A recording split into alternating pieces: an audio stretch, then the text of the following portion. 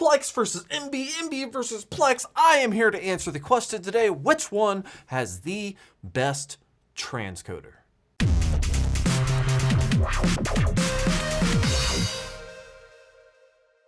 What's up YouTube, Jason here with Byte My Bits. Like I said, today I am comparing the transcoders for both Plex and Emby, and I want to see which one is best. Now, of course, this is not going to be a super in-depth analyzing codecs usage or anything like that. This is some very basic rudimentary speed tests.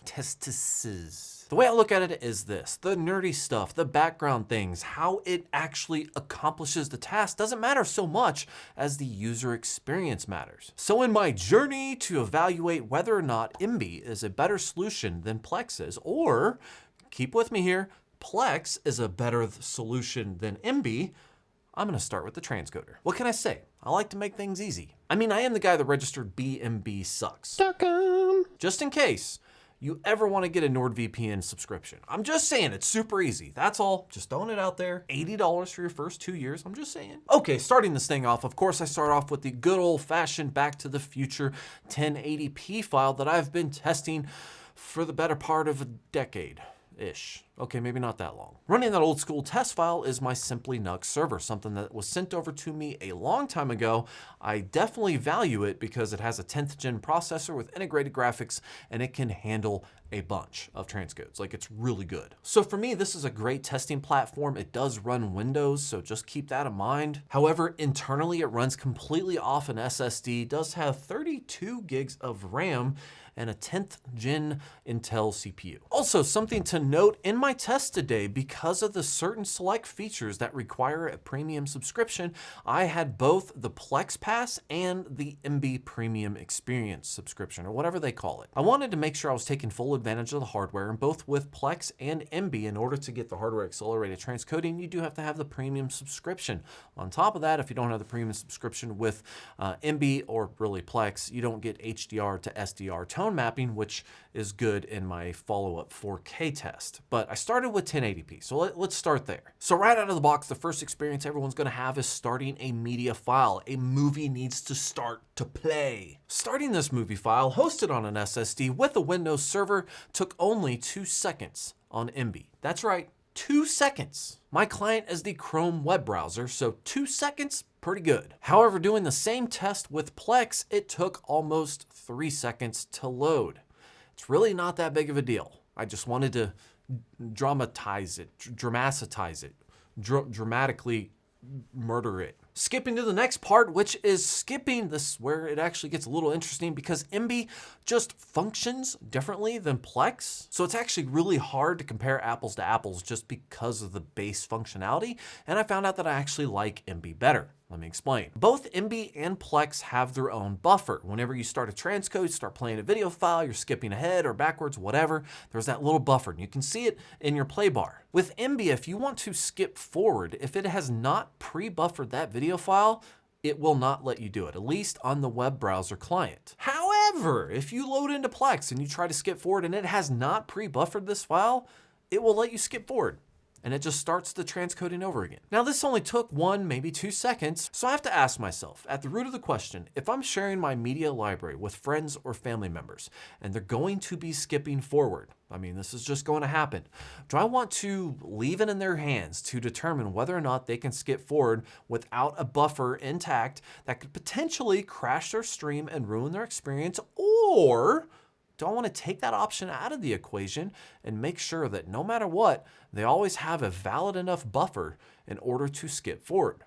Now, as a longtime Plex user, I can tell you, sometimes you skip forward and it just doesn't kick in correctly. It'll crash your screen. It'll take 15, 30 seconds or just not play. Like, you would have to close the video and start the video again. I have not done any long-term testing with Emby, so I do not know these little nuances with the player. But if you remove the option to skip forward when you don't have a buffer, is that better? Maybe. I don't know. Tell me what you think down below. Okay, starting, skipping, what about changing a quality? Because we all know we have to change a quality every once in a while, especially when we're remote streaming. Now, I tried multiple times starting or changing between 10 and 4 megabits per second. And what I found is that it didn't really matter whether I was going to 10 or 4 megabits, it was all the same thing. However, changing the quality setting in Emby took just barely over 1 second, whereas Plex was almost 3 seconds. But let's be nice. Let's say it was 2 seconds. Emby took 1 second to switch in between qualities from 10 megabit to 4 or 4 megabit to 10.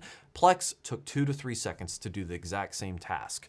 So there's that. I also did a resuming test just to see what the difference was between starting and resuming a movie that you've already previously started watching before, but then stopped and wanted to resume it at the exact same time. And I found that it's exactly the same as starting, so it does not matter. On the things that do matter, 4K. That's right, 4K. I don't believe you should transcode 4K, but just in case you have to, it's best to know what you can do. 4K. Taking my 4K video file, I'll display the details right here, and transcoding that down to either 10 or 4 megabit didn't actually change in terms of time again. So I started it with the 10 megabits per second set as a default for both players. And what I found is that with Emby, you can load a video file in 4 seconds, whereas Plex takes 7 seconds to load the exact same file, which doesn't mean a lot, but if you watch, 5 movies a day, every day for the rest of your life, that could be long enough to go out and get a life. I'm just, I'm saying it's possible. And then we have the skips. Again, Emby does that instant thing, which is actually really nice when it comes to 4K content and you're stressing your hardware like this because the wait times can suck. With Plex, skipping ahead could take anywhere from 8 to 9 seconds. Now, Emby will let you skip ahead, and if it doesn't have a buffer, you will not be able to skip ahead. But let me ask you something. Do you want to watch the little circle spin on Plex, or do you want to be forced to watch whatever video file you're playing until Emby has the ability to skip it? Just saying. I feel like there's a lot of small minor user experience details going on here that has drastically changed my view on transcoding. Speaking of changing, when I changed the quality, this was actually super surprising for me. With Emby, I could change the quality in 2 seconds. With Plex, it would take 8 seconds to do it. I tested this over and over and over again. Why is this taking so long? But still, 8 seconds.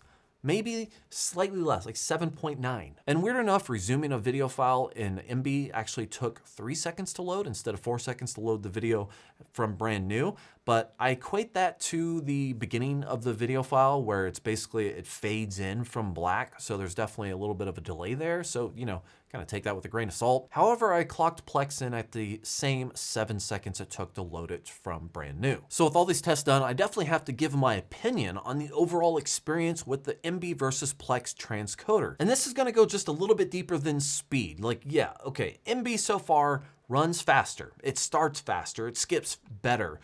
Overall, Emby seems to be the better transcoder. However, something that I noticed with Emby is that you do get a little bit of pixelization, at least with the video file that I was testing. You do get some artifacts in the video, and running the exact same test at the exact same qualities with Plex did not give me those same artifacts. However, I can't say in my long years of using Plex, I've seen artifacts before, so your mileage could vary. But in this particular use case with the 4K video, going down to 10 megabits per second, I noticed artifacts on Emby and I did not notice them on Plex. So Plex might provide a little bit better of a quality when it comes to transcoding video files, but I do kind of stand behind the idea that limiting how much you can skip ahead based off of your client buffer is potentially a really good idea. I like the idea of this safe skip because you can crash a stream, you can lose your transcoding. Plex will just drop off for whatever reason, whatever it is, whether it's your server's internet, the client's internet, the hard drives, whatever it is, whatever causes it to misstep, and it stops, and it will just continue to say the little loading circle, but you lose your stream. And the best way to fix it is to close your stream and start it back again.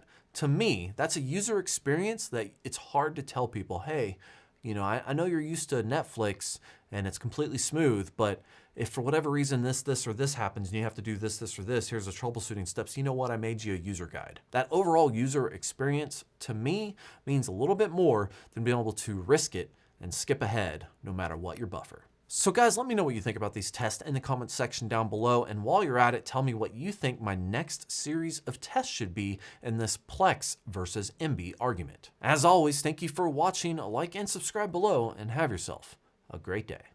bnbsucks.com.